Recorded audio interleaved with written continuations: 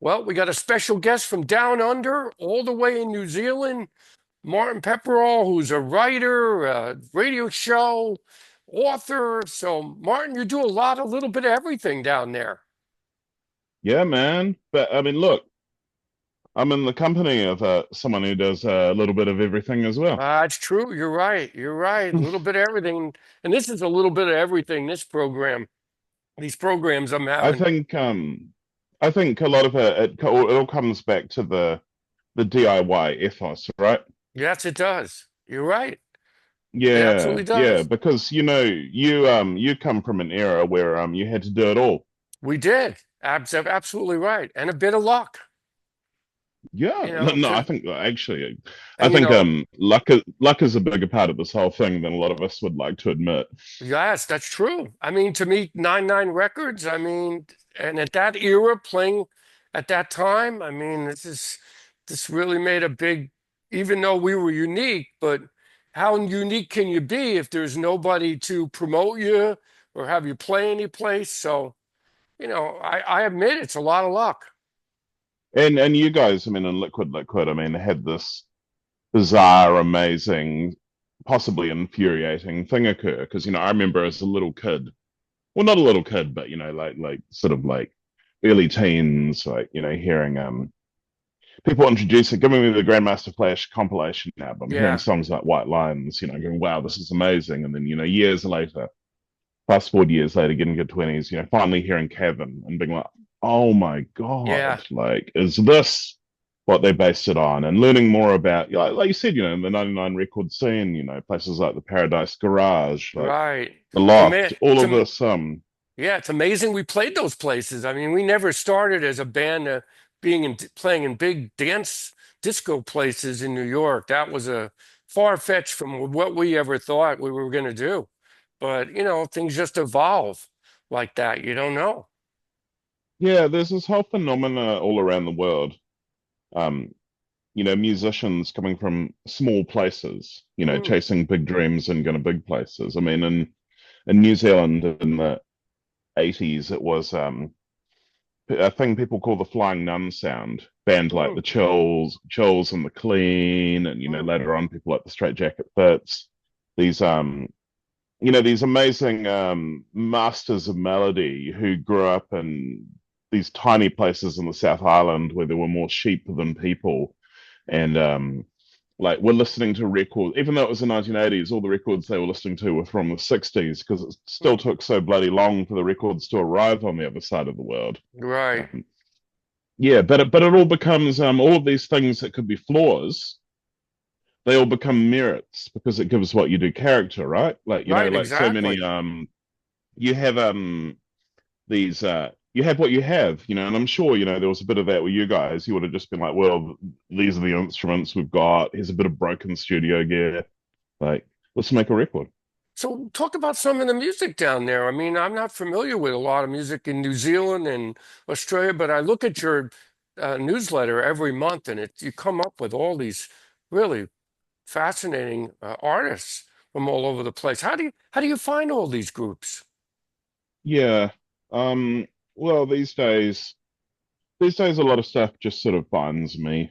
Hmm. I'll be having coffee and I'll run into someone and they'll be like, "Hey, have you heard the news so and so?" Or you drop past the record store or one of the labels. And obviously, like over the years, I've accumulated like all of these friends all around the world. Right. Friends in places like New York and London and Berlin and parts of South America and Hmm. Tokyo. And it's an ongoing conversation. There's I'm people who I've sure. been having conversations with about like, um, hey, what's the coolest thing you've heard lately? Been having these conversations for like 20 years, 25 Yeah. years. Hmm. So after a while, I think it becomes second nature, especially when you're doing it as work, because primarily I work as a music historian and music journalist. So I always need things to write about.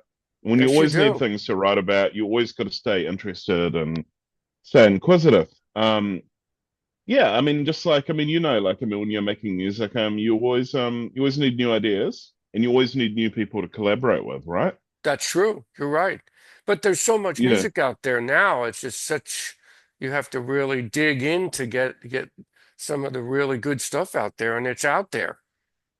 Yeah, and when you hear it, you will feel it. But let's talk about so Sure. music in New Zealand, and just going to talk about music in New Zealand in 2025. I'm not Okay, great. gonna try and keep it real current. Okay, so Okay. right now there's been a real jazz renaissance amongst younger musicians over the last few years, which I think you can make an analogy between what's been happening in with the UK jazz revival in recent years via people like Yusuf Days, Hmm. and there's this whole like modern like jazz refreshed like thing going on in London. And I guess one of the cool things about London, the relationship between the UK and America is you guys get sick of something, and then Yeah, like 10 years later they dig their teeth in and they find a way to make it cool again and they bring it back. right. And they've been doing this for decades, Hmm. really. So there's this whole thing down here with groups like Clearpath Ensemble, the Circling Sun, the Louisa Williamson Quartet, Joe Capitan Quartet, all these groups, Crystal Shin, and then there's like a modern soul and boogie thing going on with labels like Manuka Recordings, artists Hmm. like Summer V, really great producers like Kenny Sterling. Then, there's a massive electronic music and dance music is huge with younger people as it is everywhere in the world. Hmm. There's this thing I remember thinking, because 10 years ago, I felt if you were talking about pop music, you needed to be able to talk about hip hop and R&B.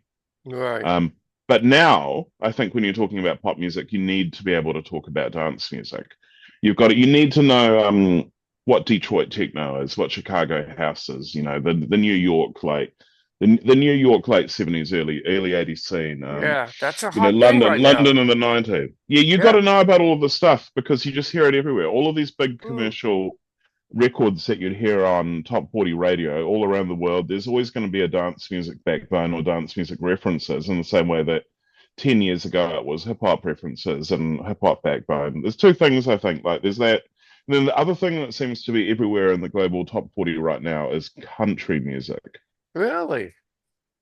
Yeah, country music, it just seems like all across Europe, like Australasia, like even, and obviously, I mean, you guys never gave up country in America. And I mean, it's interesting if you think about country in the context of American music, you're really talking about like an unbroken tradition of hits stretching back to the 20s.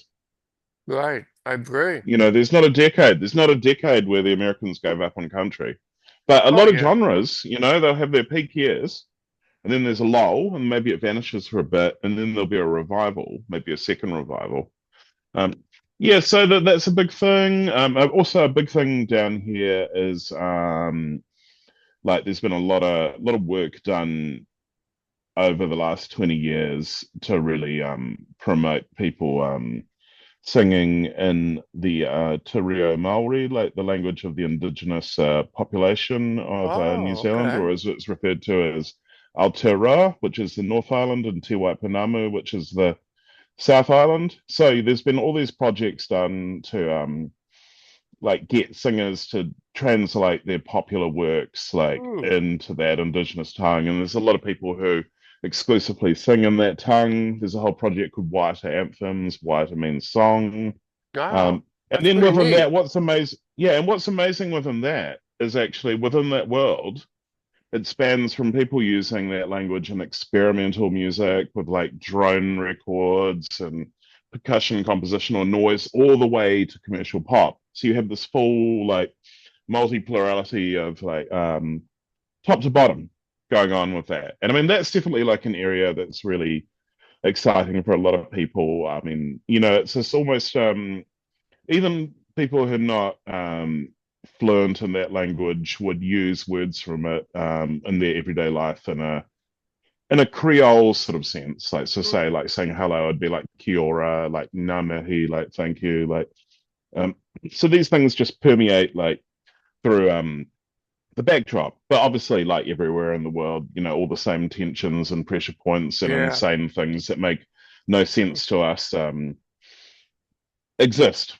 Yeah, well, we were listening to world music back then. I mean, Fela was really big with us. Yeah, bro. Mr. Fela was, Cootie. we were listening to tons of Fela and, all sorts of other music too, and then I found Can back then, and that was a whole experimental era with the rock era there in Germany. So are What they did list what did can mean to you, like when you heard it? it meant a lot because it sort of had that rhythm, but yet it also had the weird electronics happening and all of it was just different and unique. I guess like we were. So I Yeah, don't I know. I mean, mean, some people think Can was the best band in the world. I know this is an opinion that certain people have, and I think Can is pretty fucking up there, man. yeah, they are. And also the whole concept, this music emerging, this post World War II generation, and this time when like Germany were sort of like trying to reset everything. Yeah. They were like, okay, maybe there's aspects of our past that we're deeply ashamed of, and we don't want to repeat. And the whole landscape of Berlin at the time, and the divide between the two sides, and the wall coming Yeah, yeah, it down, was and like the intense. arrival warehouse culture, and like the birth of the whole like Berlin dance music thing. But I think both of us, you and me, I have a feeling that both of us probably quite like bands that combine electronic music and live music, and preferably if the electronic part is actually played live as well. Somewhere in there on a keyboard or something. The synthesis between man and machine, like Yeah. the best of both worlds. Well, I was listening to a lot of electronic music back then. Klaus Schultz and Tim Blake from Gong and Larry Fast, Synergy. So I was really list that was what I was really into electronic music in this. But that whole 70s era, regardless of the music, was just such a special era in my view of such innovative things happening Of everywhere. course. I mean, not just Yeah, can related, but soul music, country. If you listen to some of those records back then, it's just like, how did they come up with these amazing songs? yeah, and it's the tail end of this time when you really the bands had to be able to play. You had to be able to get these recordings in one or two takes. We hadn't completely tumbled into the world of digital multi-tracking and being Yeah, able to like obsessively, no, I'm going to redo this, but I'm going to redo this, but yeah, actually forever, like it was a yeah, capture. Yeah, right, you got to be able to play. You got to be able to capture. I think that I do think like that's one of the big factors. And also when I think about these periods of time, I always think so much less distractions for people. No smartphones to worry about, no yes. social Oh, media, total and distraction all the time. less of a constant news cycle as well. Oh yeah, I mean, now the sort yep. of the things we're bombarded by 24/7, really, and Oh, it's quite destructive for people. So the way that we connected was in 2019 when our buddy Curtis, the Frenchman adrift in soul, right. Dehan Electronics, reissued your ambient tapes Oh from the yes, 80s. right, right. Yeah, yeah, yeah, yeah, Thank you yeah, for yeah, writing that article. That was well done, really well done. Thank you. That's kind of like the hidden yeah, history of my music. I was doing that at the same time, Liquid Liquid was happening, and then I drifted off into that realm for a while. yeah. But I mean, I guess the interesting thing, also, I suppose that people, if they just know you from Liquid Liquid, they wouldn't realize that Dennis Young is also an ambient artist. Dennis Mm, Young sometimes is a singer-songwriter artist. Dennis right. Young could be a rock. You've had this. You really are willing to explore a very wide range of styles and approaches in your music over the course of your career. I Like, agree. Yep, that's what I've tried to do yeah, is, for this period, just try to create something different every time, and hopefully people find it someday and enjoy some of the tracks. yeah, yeah. I mean, it's an interesting question, isn't it? Do you pursue innovation and difference, or do you become the master craftsman who keeps building the same statue over and over again? Right. Um, I think there's merit in both approaches, but I do think what you're doing is very brave because there's no guarantee that the people from the previous project will follow you over to the next project when Right. you're like. But I guess like, some of them do. Well, one of the examples I have is Arthur Russell. He was Yes. constantly doing different music, but nobody could pigeonhole him into something. So he really never, I don't think, got the just due. I mean, he's known among musos and music fans, but as far as the general public, I don't think anybody, not many people know who Arthur Russell was. Yeah, it's interesting. I someone sent me a screen grab recently of an Instagram story posted by the pop artist Justin Bieber. And something's happened to Justin Bieber where it must be his algorithm on his Spotify, but he keeps on like putting songs from people like Arthur Russell or Mm. Vin Riley like up as like the music and the background on like his stories. So he Oh, must have okay.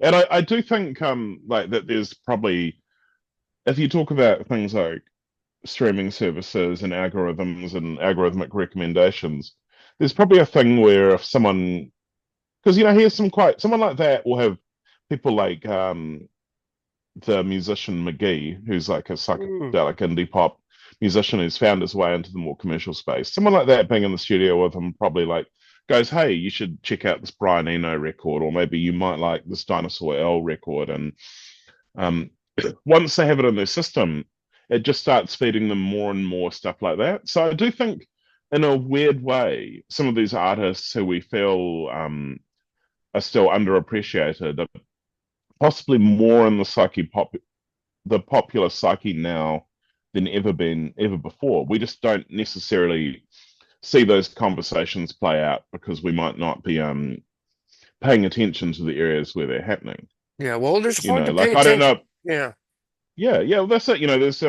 There's so many different bubbles. I think of it, right. it's just like or like an archipelago of islands. There's all these it used to be people used to talk about the monoculture, right? This Mm. idea that, there was just music, 80s, Michael Jackson, or Right. like in the 70s, like Led Zeppelin or the Beatles or like, bands like Love, there would be these things where everyone knew what that was. But now when you have conversations to people, you realize that everyone's sort of in their own universe of music and arts and culture.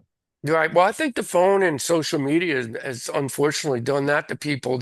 Everybody's in a rush to see something else new. Nobody has time to really listen to music, a whole record anymore. I don't think people under 25 are listening to full-length records unless they're, really into vinyl and, a musician maybe. I don't know. What's your What you feeling? have to do, this is what you have to do. This is what we've been doing. We're going to continue to do. You have to be really intentional. So something I've been doing over the last year is I've been working with some musicians during the stages when they're preparing to release their new album, and we have been organizing listening parties. I like You that. get a community hall or some sort of space. You get because there's a lot of people who are obsessed with hi-fi audio now. This is the Oh, flip side yeah. to all of this. Yep, There's that's all these true. You're right. people who are building sound systems. You find someone who's been to Japan, been to the Keisters, they've made a nice system. They want to listen to records on it. You get them in there, you get the system in the hall, you Yes, set up a whole bunch of seats or bean bags, you get yeah, get some snacks together, get someone to do some Palestinian tea or something, do some nice some biscuits, you figure it out like a way where you invite people that's a intentionally. You great go, okay, idea. so you Yeah. go, okay, who are the 50 people or the 70 people who either would have the capacity to sit in silence, Mm. well, not silence, but sit in music, to sit in music, and just listen to the record for 45 minutes or whatever. The artist can talk a bit at the start, the person about the sound system can talk a bit. We'll listen together. That's a great And then idea. afterwards, people can reflect and talk to each other. while you're packing down. We've been doing this. These can be very low cost events. They can be low risk. It can be a community thing. If you can. But the thing is the tikanga, like the rules have to be really clearly explained at the beginning. Mm, You really I do have agree. to have the to talk to the room and go, this is what we're here to do together. If you can't do this for the next 45 minutes, this is your cue to leave. Okay, Gotcha. all right, everybody can do this. Let's do it. Let's sit with it. And what you'll find, Dennis, is afterwards, everyone will talk about how amazing it was. Yeah, how about And that? they'll love it, Have you but organized that? Have you done that already? yeah, Those yeah, we've been doing it. We've been doing it. That's nice. I like that. That's a great We've been idea. we've been doing it. And this is what you have to do. You have to create an intentional couple of hours, a calendar space. You've got to get people to go, okay, come to this place for 2 hours, have a catch up with your friends, sit down, listen together, Mm, have the experience of listening together, have a chat, leave. Like you'll always have that moment together. You all heard that record together, like before it was released, stuff mm. like that. So that's what we've been doing. That's one of my contributions on the topic. Well, you're a great writer. You do some great writing, Martin. I've seen some of your work. What about in Japan? What are you seeing? I've always tried to get somebody to interview in Japan, but haven't had any luck yet. What are you seeing about Japanese artists? Can you mention a few that you like? Yeah, yeah, okay. So I mean I have to admit my relationship with Japanese music it's still mostly quite historical. My entry point into the whole thing really occurred via going to Tokyo with the Red Bull Music Academy. Mm. And while I was there, I got to see a few people give talks. One of the people I got to see give a talk was the great Harumi Hosono, the leader of Yellow Magic Orchestra. Oh And yeah. I knew Yellow Magic Orchestra's music, but I didn't realize the depth, the breadth, or the width of what Hosono-san had really done and accomplished over his career. I mean, from his psychedelic folk group in the 70s into YMO to his ambient house and techno projects, his Mm. later like phase of doing rockabilly. I came to realize that Hosono-san's trajectory would be very similar to if someone like Bob Dylan had gone Oh, on to really? become Jeff Mills. He was a big figure in the folk scene in Tokyo, really important. And then, he moved into exotica and then into Mm. techno pop. And so he has this, yeah, it's a trajectory we haven't really seen. The closest I've seen to something like this, you see glimmers in Western music, and there's a there's a Cat Stevens song called "Was Dog a Donut." Do you know that song? No, no. It's so Cat Stevens has this one instrumental track All with drum right. machines and synthesizers. It's basically a proto electro breakdance type record, Mm. late 70s, was Dog a Donut. And it's just this one moment when no vocals, no songwriting, it's just like arranged instrumental composition.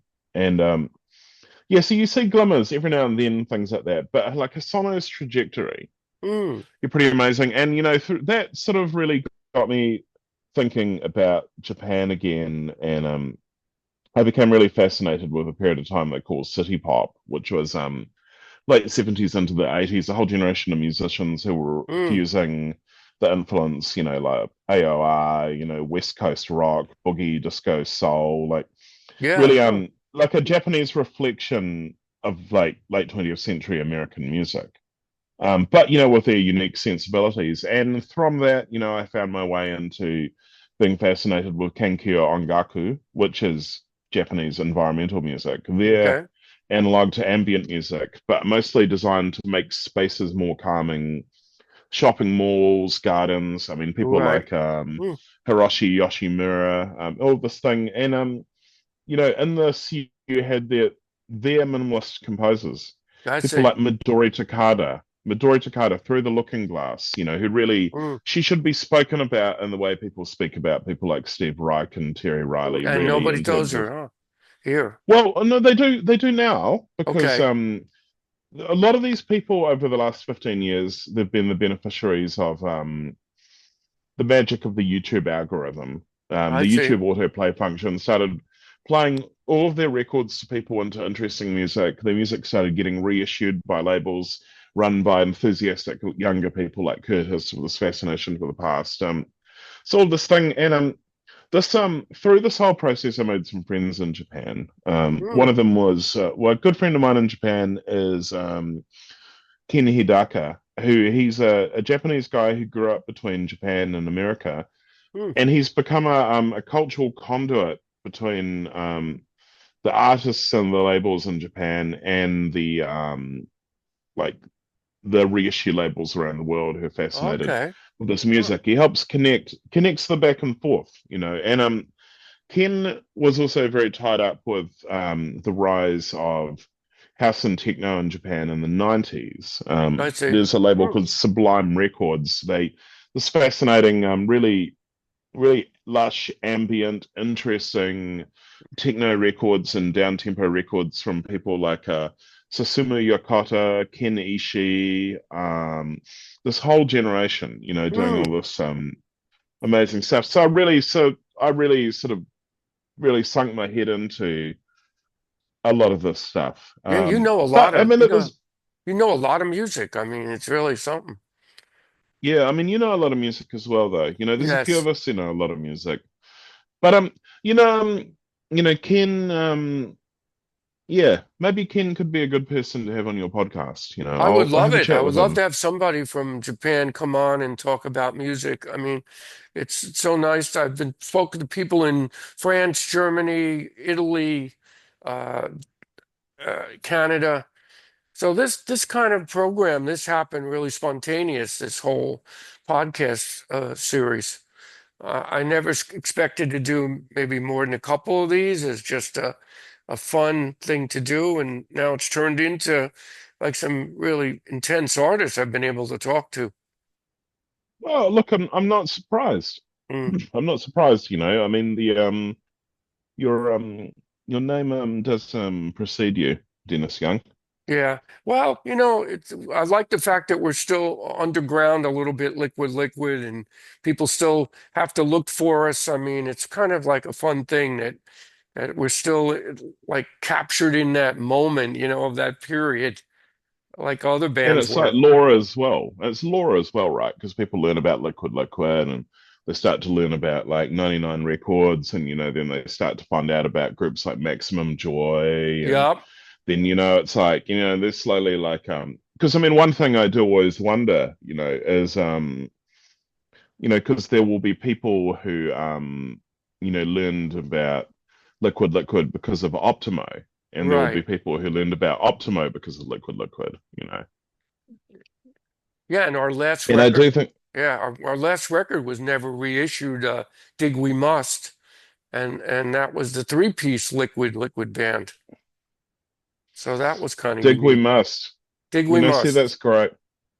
Dig We Must. That's great because when you say that, it makes me think about the late great DJ Andrew Weatherall, Oh, I've and heard of him. yeah. So Weatherall was this real north star of the UK scene. Hmm. This guy who really, yeah, amazing DJ, amazing producer. Big part of the acid house thing. He remixed people like the Happy Mondays, Primal. He produced Primal Scream's Screamadelica record. He was really for Oh, okay. generations. This was just Wow. the guy, and he had this line he used to say. He used to say, "Fail we may, sail we must." Hmm. Which is a similar, dig we must, it's a similar sort of thing. Um, Yeah, that was the last 9/9 records, the last record on 9/9. I mean, that was right during the whole White Lines fiasco that happened, and that was it. That was it for the label. So, is what it is, but it's part of history now. yeah, for sure, for sure. So, Well, this is it. so talk about how we could find out here, everybody, your newsletter. That's fantastic, I get, and how we can find you, Martin, on the internet. Okay, okay. So I've got a website, martynpepperell.com. So Okay. MartynPepperell.com. I've Okay. got a newsletter on Substack called Selected Works. It's a free newsletter, so you can just put in selectedworks.substack.com and you can subscribe. And I send that out via email on a regular basis. I'm on Instagram at Martyn Pepperell, so MartynPepperell. These days, I mean, what I'm doing changes really on a weekly or a monthly basis. Sometimes I'll be doing writing work for places like Dazed or DJ Mag or Mix Mag. Other times I'm doing archival historical New Zealand music history Mm. work over at a website called Audio Culture. Sometimes I'll be doing things like organizing listening parties or DJing at events. Next week, I'm DJing at a jazz award ceremony. There's an Oh, okay. organization called APRA. APRA is a rights organization for artists in New Zealand and Australia, helping them get paid when they record for their recordings. And they have a ceremony they do every year for best jazz composition. Mm. So I'll be the in-house DJ at that. Yesterday I did a breakfast DJ set at the local community centre Mm. from 9 to 12, just for all the families in the area. Sometimes I'll be doing radio shows with internet stations or more terrestrial stations. I mean, Right. that's been an interesting thing too, really, over the last 25 years. The rise of internet radio, the rise of Yes, of these course. Yeah, it's been on-demand something. platforms like what you're doing. This is in the past, this would have had to have been a radio show on the local community radio station, That's wouldn't it? true. You're right. You're right. I would have been on the radio. So, well, I'm Yeah, this would hoping have down the been line people find this someday that to the artists I've talked to, and because some have been really forgotten that have deserve to be noted. I mean, a lot of people don't know Chris Spedding, and I yeah, just it's crazy. interviewed him. I mean, what a career! Yeah, The Sex Pistols, Jack Bruce, Brian Ferry. I mean, come on. yeah. No, look, I mean, this is the thing. There's so much going on. There's so many Right. That's different what it lives. is. I do think and you know this as well as I do, you really have to focus on what you personally get out of the experience of Exactly. your process. Right. It's got to, I mean, I'm not saying that just like making the song or doing the writing or whatever has to be enough, but it kind of sort of has to be enough. You have Mm, to like have that good feeling when you finish doing that work, and I then do. everything else can be a bonus. And I know that you feel that feeling, but I think it's easy. It's easy to get to lose sight of that and start thinking about what these things should be doing for us or could be Right. doing for True. us. But none of that is guaranteed. No, no. I get such a great feeling after these interviews. I get a high from talking to, everybody I talk to. I don't put anybody higher than anybody else. We're all human Oh, of course beings. not. We're all human You know beings. that that high that you're talking about. You're talking about the feeling of connection. Right. That's what it is. You're And right. how amazing is it to be able to connect across borders, cultures, countries. You think about it. Imagine how difficult it would have been to make this show for a radio station 25 years ago. Oh, yeah.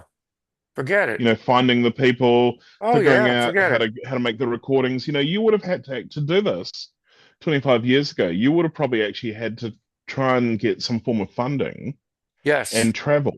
You would have Yep. had to travel the world with like a DAT recorder, like That's right. setting up and making the recordings, and then go and produce it in the studio, organize a station Oh, can you imagine? to play it, and then it would have been played once. That's right. And if people weren't tuned in that night, Yeah, it would have. People wouldn't yeah, have and heard then it. what happens to it after that? Like just sits in the archives. Right. Well, that's the way it goes, but this has been, really been a fun experience. I know how long I'm going to keep it going for, but it's still going a little bit, and it's been fun. And it's great talking to people like you and big stars and little stars and bands coming up. I mean, I just talked to this band, Gift. They're really good. They're from Brooklyn. I don't know if you know the band Gift. They're great, great guys. Simon Spine, I got to bring up, another up and coming band in Brooklyn. So it's been Yeah, fun man. talking to those guys. And the other thing also is if this is just something you do for a couple of years, Yeah, that's okay as well. Because, you think about it, Bob Dylan every now and then just does these random like radio show series, where he'll do like the history of folk music or whatever, like just lock in somewhere, do 12 episodes. Like, right. and then, That's it. you spend the next 5 years touring or you're doing whatever you're doing. I think we all, it's great to have phases, little obsessions. You That's what spend a this period of is. time learning about something. That's what I've done. I've devoted a lot of time to this, and then maybe I'll go back to music again after this is done. But it's a lot of energy involved to put this on to all the, if it's a big star, it's a lot of information about them. And then sometimes they only give you half hour, 20 minutes, some 90 minutes. Like Reese Chatham was like 4 episodes. It was like Yeah, incredible. yeah, yeah. You never know. You never know how it's going to go. No, you don't. That's the fun Yeah, part but you about know it. what? I think we've covered a lot of ground Yes. over the last half hour, Dennis. We have. I You really really appreciate it, Barton. Thank you. I and want, you're prompting, you're moving the conversation along very well. I can yep. see that you've got it locked into your head how it needs to progress and flow, I've so I learned how to do appreciate that. this. It's just come natural to me to do this and keep it flowing and make the person I'm interviewing comfortable. Like we're talking in our house. That's Yeah, why I want to make it. So then a lot more comes out, especially with some of these big quote unquote bigger stars out there. So Martin, I that's want to also let you go yeah. ahead. No, no, no, you. So I want to let you go here, and what do you got? 16 hours ahead, right? I think. Yeah, man. Wow. Yeah, but we're not in future time yet. We're only about No. 3:30 p.m. here in New Yeah, it's Jersey. eight. It's 8:32 on Saturday morning, and Yeah, wow. as you can probably tell, I desperately Yeah. need some coffee. Oh, I'll So let you get some coffee. And if you have some other guests that you want from Japan, you know of, just send me some contacts and we'll make it happen. So, no, Martin, fantastic. thank That'd you be for your lovely. time and thank you for everything you do for music. Take care No, now. thank you, Dennis. Take Thanks care. for all the Bye bye. inspiration you've given us over the years. Bye. Thank you.